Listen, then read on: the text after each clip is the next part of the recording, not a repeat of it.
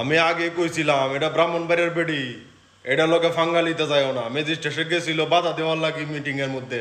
ম্যাজিস্ট্রেটেরে কইছে যে আমি না চাইলে আপনি তো বাইরে হইতেও পারবেন না, পুরো ভিডিওটা আপনারা দেন। এইরকম দেখায় আপনাদের খোঁজ নেন, প্রশাসনে বসে আছেন, খোঁজ নেন।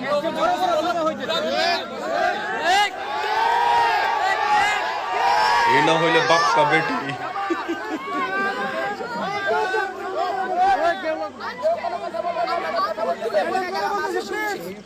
ভবিষ্যতে শুনবো না। আর আমার এই এখান থেকে বাইরে যেতে পারবেন না। আমি যদি না বলি এখান থেকে বাইরে যেতে পারবেন না স্যার, মাথায় রাখেন।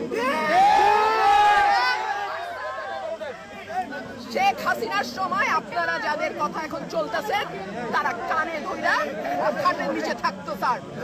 আমি রুমিন ফারহানা কোনো দম লাগে না আমার। ম্যাজিস্ট্রেট আর কি মনে করি সাবধান হয়ে বড়, না হইলে তোমার বিসি কুল্লে আলবো।